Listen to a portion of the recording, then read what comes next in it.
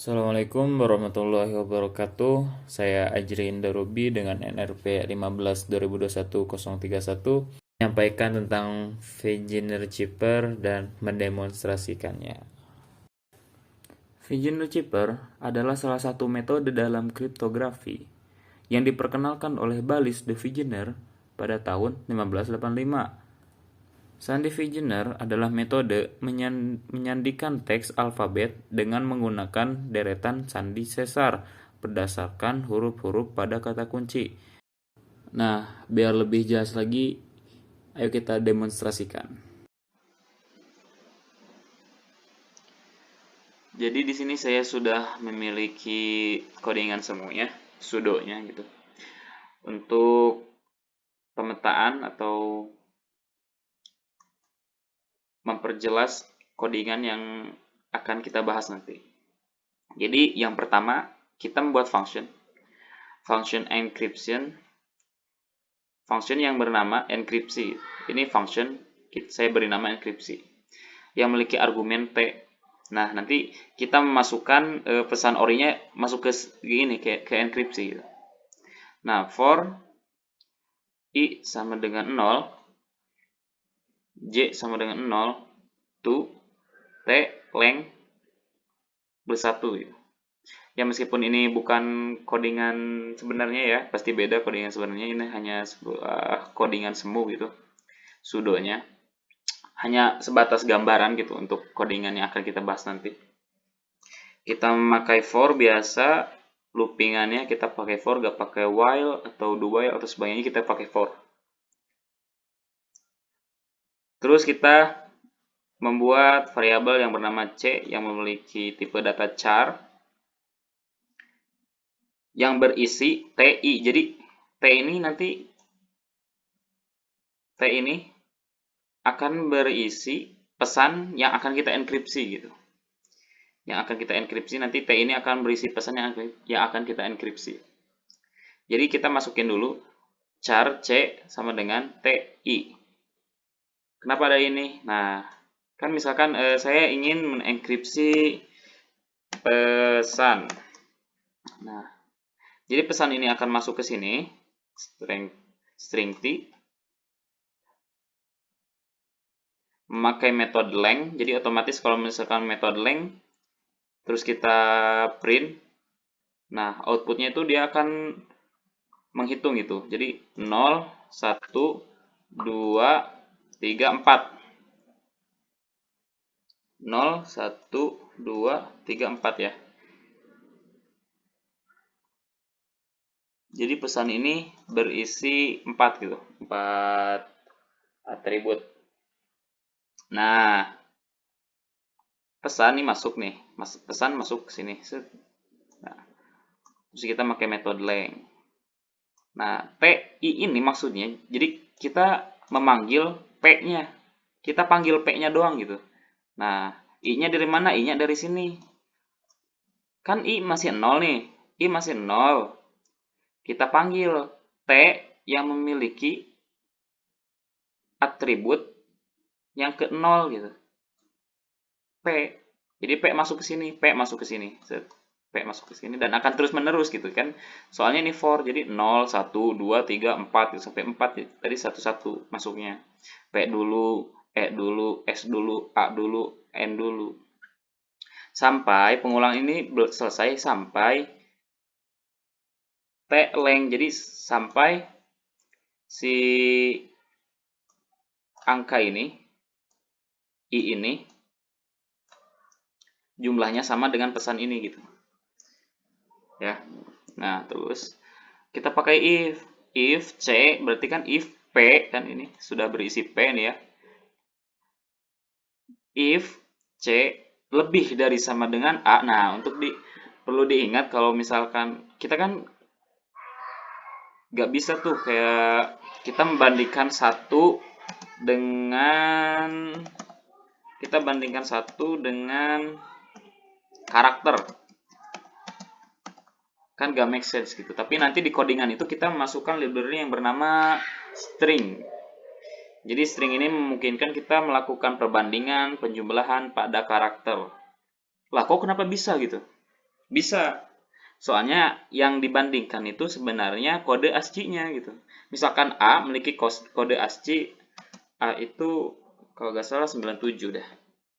97. Jadi kita membandingkan satu apakah satu lebih kecil dari sama dengan 97. Nah, sebenarnya gini, meskipun nanti codingannya cuman seperti ini. Nah, sebenarnya kita membandingkan kode ASCII-nya gitu. Jadi kembali lagi. Bila C lebih dari sama dengan A, N, dan C kurang dari sama dengan Z. Jadi kalau misalkan C tadi memiliki nilai apa? P. Nah, P ini misalkan kode ASCII-nya, misalkan P itu kode ASCII-nya 80.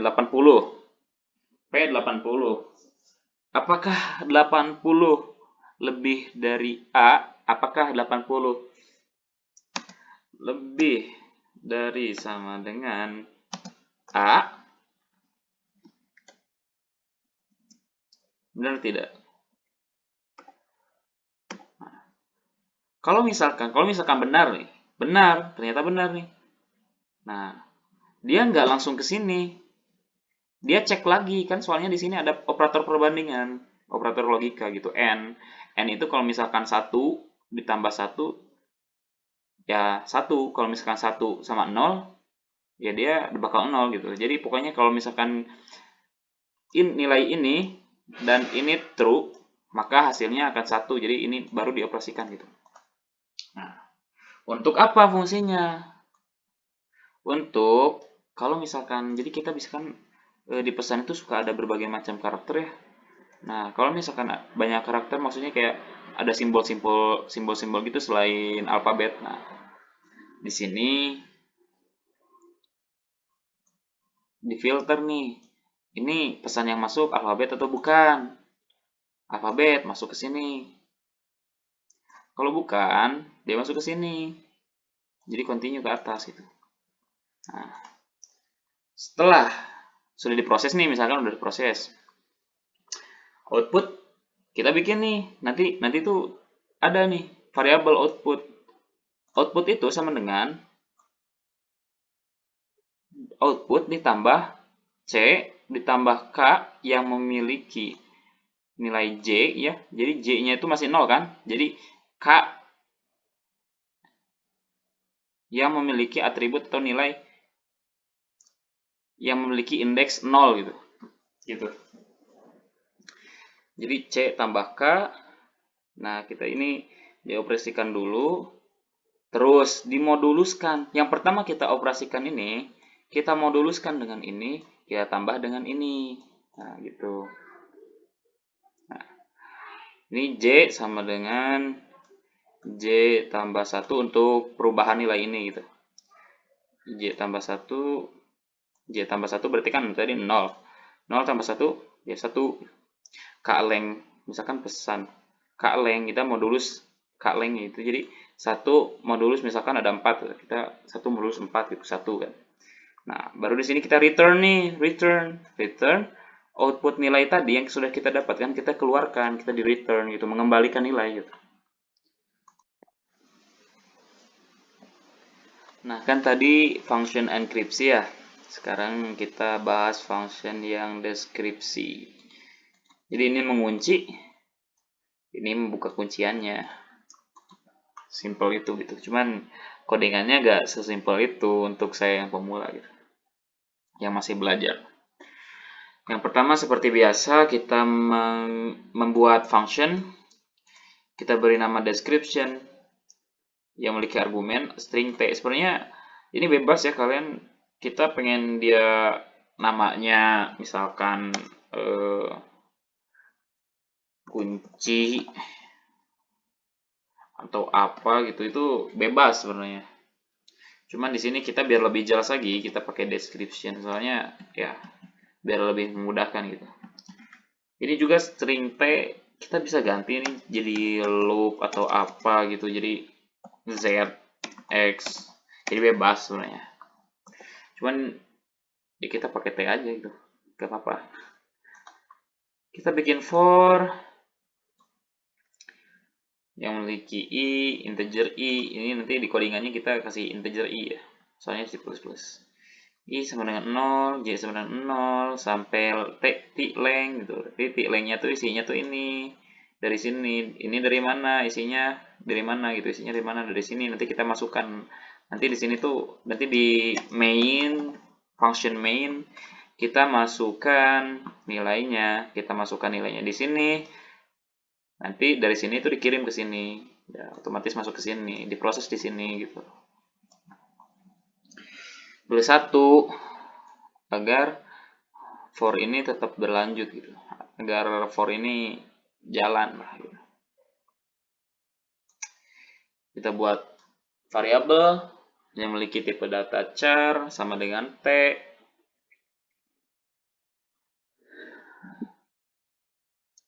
Char sama char yang saya beri nama C, ini terserah mau kasih nama apa juga terserah. Sama dengan T yang memiliki atribut, yang memiliki indeks I-nya itu kan di sini masih 0. Mau misalkan udah berapa kali putaran nih, misalkan I-nya 5 ya, di sini pasti 5 gitu. Jadi sesuai ini. I-nya tuh ngambilnya di sini. Sini ada if statement. If apabila C ini memiliki atau lebih dari A yang memiliki nilai ASCII 97, A kecil dia 97. Jadi di ASCII itu kalau misalkan A sama A tuh beda ya.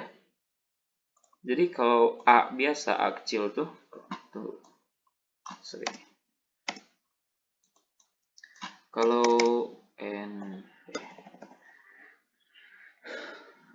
A itu kode aslinya 65, kalau A kecil tuh dia kode aslinya 97. Jadi ya hati-hati aja gitu. Jadi kok nggak sama.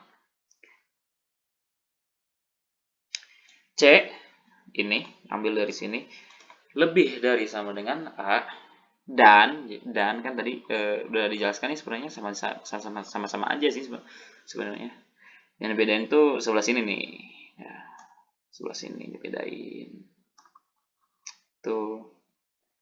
Ini sama aja. C dikurangi K yang memiliki atribut, yang memiliki indeks J tambah 26. Ini dijalankan, dioperasikan. Yang pertama ini, yang kedua dimoduluskan dengan 26, yang ketiga dipluskan dengan A65. Nah, di sini mulai J-nya masuk ke sini, nanti J-nya masuk ke ini, ke for ini. Di return outputnya, kalau gak ada return, dia gak bakal keluar nilainya. Dia gak bakal keluar nilainya misalkan. Ini gak bakal keluar nilainya kalau misalkan gak di return ya, gak dikembalikan nilainya, itu dia gak bakal keluar. Ini modulus ya, ini modulus, dimoduluskan, ini modulus. Tadi kita sudah membahas sedikit ya, sudah membahas tentang sudonya gitu, codingan semuanya mengenai salah satu metode kriptografi, salah satu metode enkripsi di dalam kriptografi yang bernama Feigener. Tadi kita membahas mengenai sudonya, codingan semuanya. Yang ini codingan aslinya gitu di dalam bahasa C++.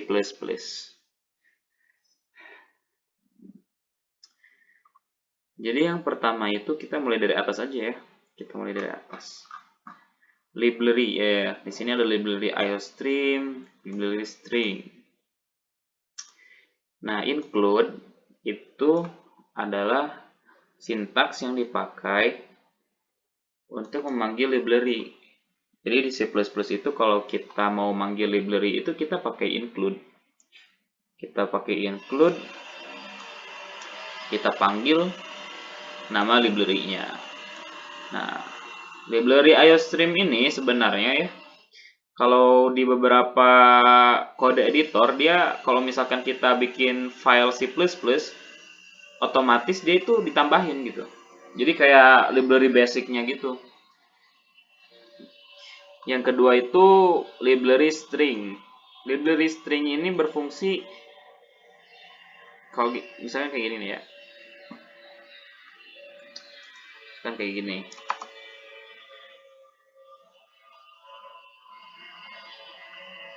Satu ditambah A. Nah, menurut kalian bisa nggak? Nggak bisa ya. Alfabet tuh nggak bisa ditambahin sama numerik gitu. Tapi kalau misalkan kita pakai library string ini, itu bisa. Kita bisa mengoperasikan operasi aritmatika atau operasi perbandingan itu pakai alfabet gitu, kita bisa. Syaratnya kita pakai library string ini. Lah kok bisa? Kenapa gitu? Jadi sebenarnya misalkan nih, di codingan itu yang kita lihat A tambah 1 tambah A. Misalkan sama dengan 98. Nanti cobain deh, tiru. Cobain gitu nanti. Itu 98. Lah, kok 98? Nah, sebenarnya yang terjadi itu kayak gini.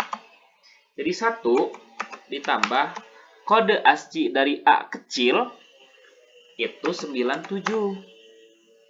Sama dengan 98. Jadi sebenarnya yang ditambahkan itu kode ASCII-nya dari alfabet A itu. Apakah A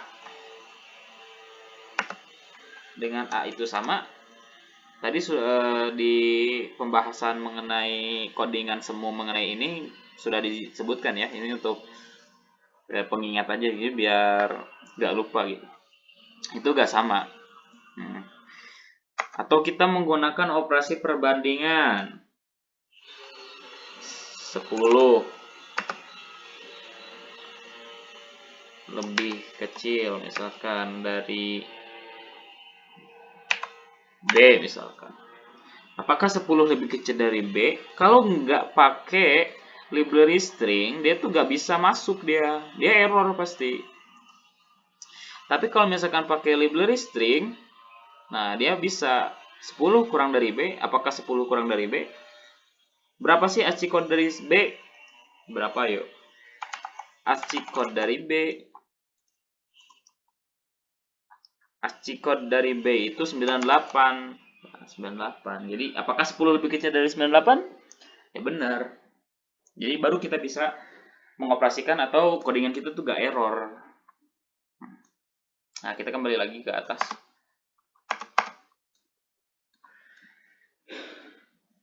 Using namespace std. Ini buat apa sih, bro? Ini buat apa sih?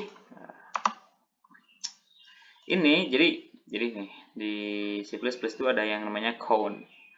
Kalau misalkan kita ingin mengeluarkan nilai, ya kita tuh pakai count. Nah, di C++ ya. Kita pakai count.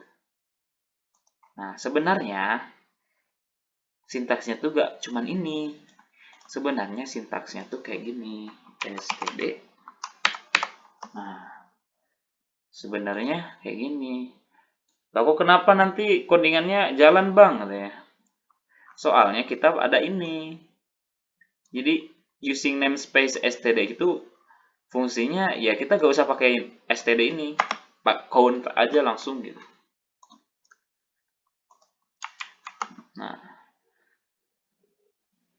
tadi kan kita di codingan semua itu cuma ada function. Nah, sekarang functionnya itu kita masukin ke kelas. Kelas yang memiliki nama fig. Kelas yang memiliki nama fig. Di sini mulai nih string k. Kita membuat string atau membuat variabel yang bernama k yang nggak ada nilainya gitu. Yang belum ada nilainya.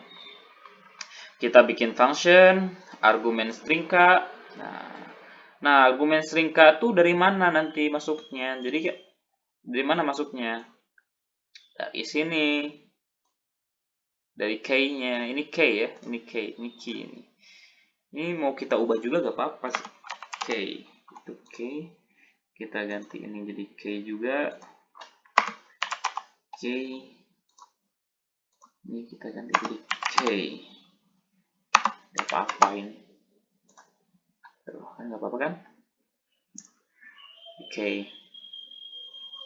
Nah, K ini menampung nilai ini nih. Jadi K, jadi kuncinya gitu. Jadi sebenarnya kan Vigener Chipper ini memiliki K kan, beda sama Caesar ya.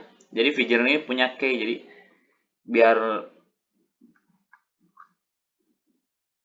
punya rahasia gitu lah, punya kuncinya gitu. Kuncinya masuk ke sini, set. Nah, masuk di sini. Keileng. Keileng tuh apa sih, Bang? Ya, Keileng tuh panjang nilai yang dimiliki K. Misalkan ini Keileng dari K tuh berapa sih? Dari ini nih. Berapa? Kan ini didapatnya dari ini.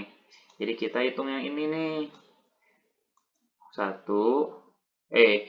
kita hitung dari 0 ya. 0 1 2 3 4 5 6. Ada 6. Keileng masuk ke sini. Untuk holder ya. Ini untuk penambahan agar tidak terjadi unlimited looping. Nah, ini holdernya. Jadi I ini akan terus nambah sampai si I ini kurang dari 6. Itu 5. Tadi kurang dari 6 ya. Kos ya. Ini 0. Berarti 5. Kurang dari 5. Kalau misalkan kurang dari 5 ya udah selesai gitu. Dia nggak looping lagi.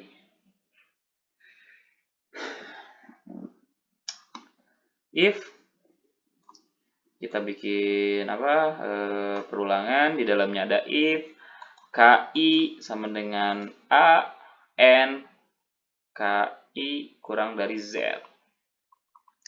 Apa sih ini? Tadi kan apa sih ini nih?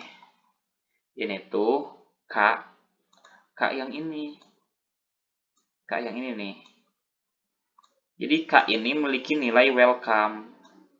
Nah, welcome. K yang I-nya 0. I-nya 0 berarti yang kita panggil adalah W. Jadi gitu ya, kalau misalkan ketemu yang kayak gini, sebenarnya itu kita cari atribut di dalam K yang memiliki indeks I. Kebetulan indeks I-nya masih 0. Indeks 0 di dalam K ini, nilai ini, atribut ini adalah W. Jadi W masuk ke sini. Set. W masuk ke sini. Apakah W lebih besar daripada A? Benar atau tidak? W itu 87 ya kalau nggak salah. 87, kalau A ini 65. W itu kode aslinya 87. Ini 35. Z itu 90. Jadi benar kan? Berarti 87. Apakah 87 lebih dari sama dengan 65? Benar. Apakah juga kurang dari 90? Benar. Berarti kita masuk ke sini. This K. K ini yang mana? Nah, kenapa pakai this? Biar gak ketuker K ini sama K ini. Gitu. This K.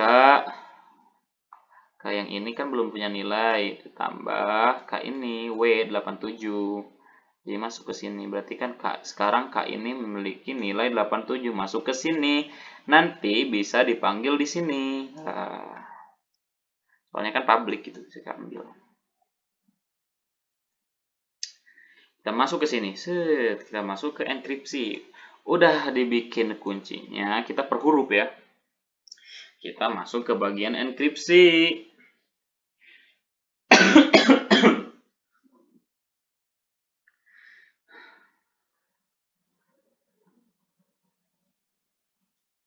Nah, kita bikin function enkripsi yang memiliki argumen T. Argumen T. Kalau T ini dapat dari mana? T ini nanti diisinya di sini. Nah, Jadi dari sini dia. Jadi this tutorial point itu masuknya ke sini. Masuknya ke sini nanti dia. Tapi satu huruf. Tadi kan W nih, baru W nih. W. Ini baru W. W itu kita ini dulu ya. W itu 87 sih harusnya.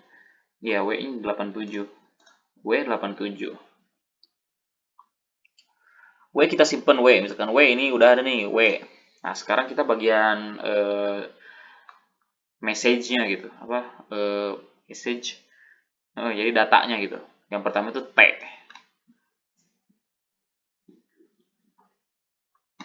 Ini sama kayak yang ini. Cuman ada J, nanti J. Dah kita jelasin lah. Kita bikin karakter yang variabel yang memiliki tipe data C, yang memiliki tipe data char. Waduh, kurang fokus ya.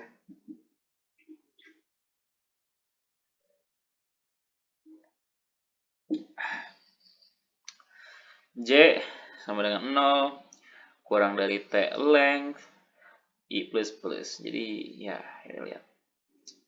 If C ini, nah T. Jadi kan sekarang nih, T itu yang ini kan, ini tuh T ini punya nilai ini. Nah, atribut T yang memiliki indeks 0. Sekarang yang memiliki indeks 0 itu T. T masuk ke sini. Nah, jadi sekarang C itu bernilai T besar. Ya, T besar. T besar sekarang punya nilai T besar. If C lebih dari sama dengan A kecil itu 97. T itu berapa sih kode aslinya? Saya lihat. Kode ASCII untuk T kecil itu tadi 116. 116. Di sini if. Kan sekarang C menampung nilai ini, T kecil ini nih. T kecil ini. C sekarang menampung 116 itu. Kode ASCII-nya. If C lebih besar sama dengan A, apakah C 116 itu lebih besar sama dengan 97? Benar. And C kurang dari sama dengan Z. Z itu, tunggu saya lihat dulu ya. Z itu 122. Kode ASCII untuk Z itu 122. Berarti apakah 116 itu lebih kecil dari 122? Jawabannya kan ya, true, masuk ke sini. Eksekusi kode ini. 65 dikurangi berapa? 65. Ini yang deskripsi ya. Nih. 65 dikurangi 97 minus 32. Berarti kan sekarang 116 T ini kan 116 nih T 116 dikurangi minus 32 berapa? 116 dikurangi 32 84. Hasilnya 84. Sini 84. 84. Nah, jadi kan ini kan di skip kan, soalnya kan ini else itu kita kalau misalkan ini kita eksekusi berarti ini di skip nih, langsung ke sini. Nah, output. Nah, ini nih. C tadi C-nya kan 84 kan, udah dikurangi, udah ditambah tuh sama minus 32. Soalnya 65 dikurangi 97 kan minus 32 gitu. Jadi 84 tambah K yang memiliki atribut yang memiliki indeks 0. Tadi K-nya berapa? K-nya itu W. W itu berapa? W itu saya lupa lagi W 87. 87 di sini. K ini sekarang punya 87. Berarti kan 84 ditambah 87 171 nih, kita memiliki 171 dikurangi 2 kali A besar memiliki kode ASCII 65, berarti 65 kali 2 130 dikurangi 130 sama dengan 41. Nah, 41 dimoduluskan dengan 26.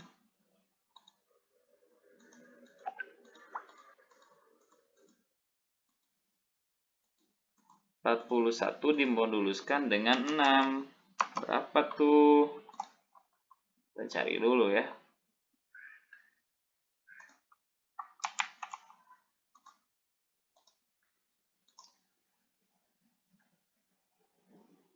Lima belas. 41 dimoduluskan dengan 26 itu 15. Ditambah 65. 15 tambah 65 berapa? 15 ditambah 65 80. Nah, 80 itu kode ASCII berapa sih? 80 kita lihat ya, 80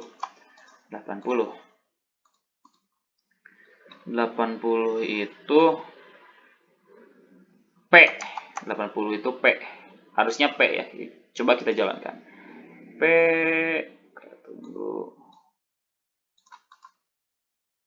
Mana run code? P. Nah, bener. Tuh, P kan yang pertama. Nah, kayak gitu. Jadi jalannya seperti itu ya. Nah, ini deskripsi ini ya kebalikan nilai kebalikan dari ini. Jadi ini ya dibalikan gitu doang sebenarnya. Bener ya? Jadi seperti ini deskripsinya tuh. Jadi P. Jadi P. Nah, nanti seterusnya nih, nanti J-nya itu akan bertambah kan. J ini nanti masuk ke sini. J kan misalkan J tambah 1 tuh 1. Modulus K length. K length-nya berapa? K length itu kan ini kan K-nya. K-nya berapa sih? Welcome. 1, 2, 3, 4, 5, 6. Berapa sih? 0, 1, 2, 3, 4, 5, 6. Berarti 6 ya. 6. 1 modulus dari 6 ya 1. Masuk ke sini nanti 1. Nah, terus aja gitu muter. 1 per 1 gitu. Seperti itu. Jadi sebenarnya ya seperti itu ya. Kita tinggal panggil aja di sini enkripsinya. Encryptnya key-nya kita masukin ke sini. Nah, kita keluarin nilainya. Kalau misalkan di codingan yang lain itu biasanya pakai printlen kan, print atau printlen pakai echo. Kalau di C++ itu pakai count std.